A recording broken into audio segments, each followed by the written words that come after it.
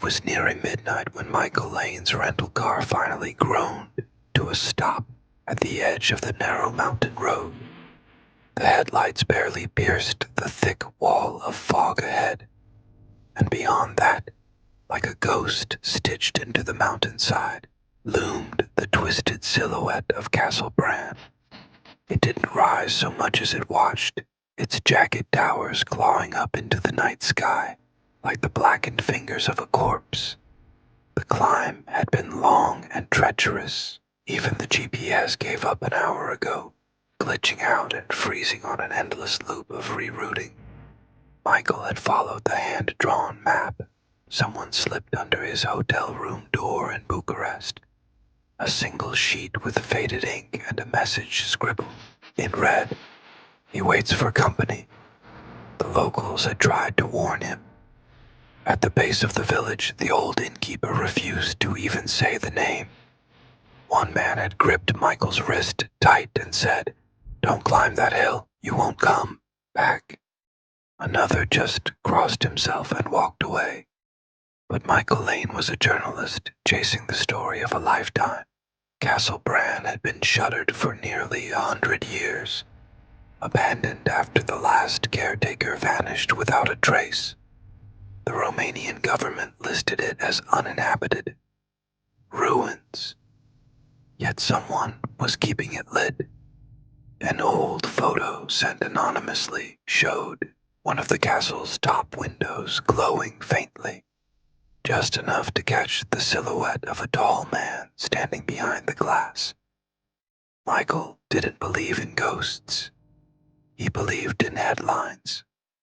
He should have turned back the moment his car engine sputtered and died, but instead, he grabbed his flashlight and camera bag and stepped out into the cold night. The air was sharp, heavy with the scent of wet stone and something metallic, like rust or blood. The silence wrapped around him too tightly, like a blanket pulled over a corpse. The castle gates were open. That should have been his first real warning. Iron and ancient, they hung ajar, their hinges groaning faintly, as the wind pushed them just enough to suggest movement, just enough to feel like an invitation. Michael passed through them with a chill curling along his spine. The courtyard was strangled in overgrowth, but the path was unnervingly clear. His boots crunched softly over dead leaves and loose gravel as he approached the main door, tall, arched, and slightly open. The castle greeted him like a mouth frozen mid-scream. Inside, the air was colder, still, the kind of quiet that makes your ears ring. His flashlight clicked on and swept across walls lined with crumbling stone and faded tapestries that twitched slightly, as if something behind them breathed. He walked forward, every footstep echoing through the cavernous halls. The light flickered once, then again. No power, he muttered to himself. Of course. As he moved deeper, the silence grew heavier. Each room seemed preserved, not untouched by time, but tended to. Chairs weren't dusty. Candles, though unlit, were fresh. A teacup on a side table held a faint red smear along the rim. Michael swallowed hard and pressed on. The grand staircase loomed ahead, wide and sweeping like a stage set for nightmares. As he ascended, he passed a wall of portraits. Their eyes followed him, or maybe it just felt that way. All the faces were pale, sharp, and oddly familiar. One in particular stopped him cold. A tall man in a high-collared coat, sunken cheeks, eyes like deep black wells. Beneath the frame, the name was etched in Romanian.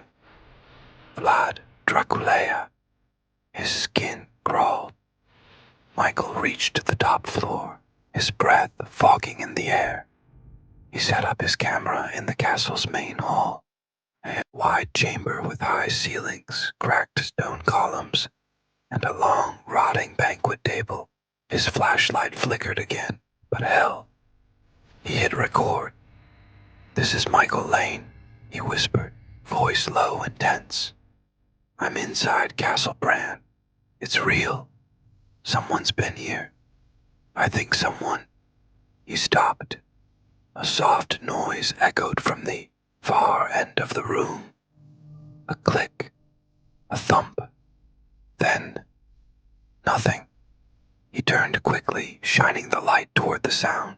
Nothing moved, but the room suddenly felt tighter, like the walls had leaned in an inch. "Hello," he called, voice cracking. Silence. He stepped forward. The light dimmed, fluttered, then died. Complete darkness. He froze. His breath felt loud. Then he heard it. Steps. Not echoing. Not distant. Right there. Just outside the ring of black. Slow. Deliberate. Getting closer. He fumbled with the flashlight, hands slick with sweat. When the beam finally snapped back on, it landed on a tall figure standing at the other end of the room, perfectly still, like a shadow given form.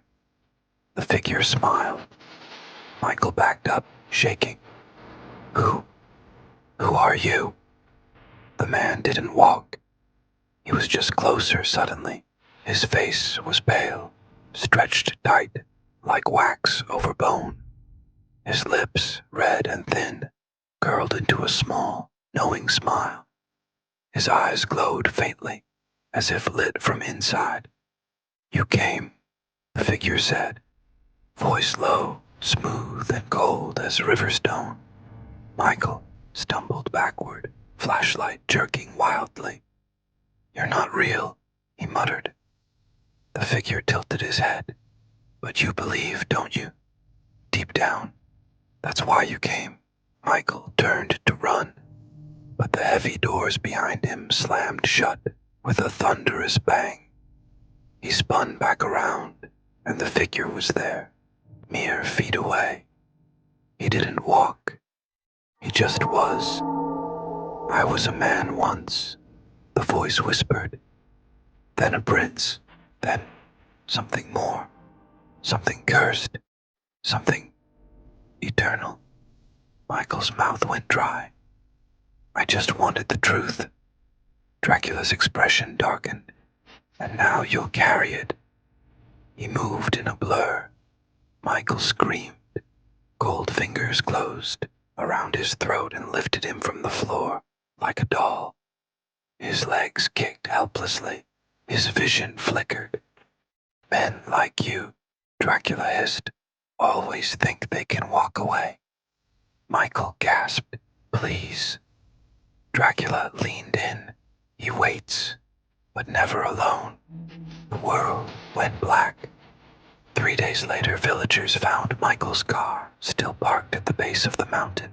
His gear was inside, his ID, his wallet, but no sign of Michael. On his recorder, only one final clip, static, then heavy breathing, a faint heartbeat, then a whisper. He waits for company. And on some nights, from the highest window of Castle Bran, when the fog pulls back just enough, travelers say they see a figure standing in the shadows, smiling down at the road, waiting, still waiting.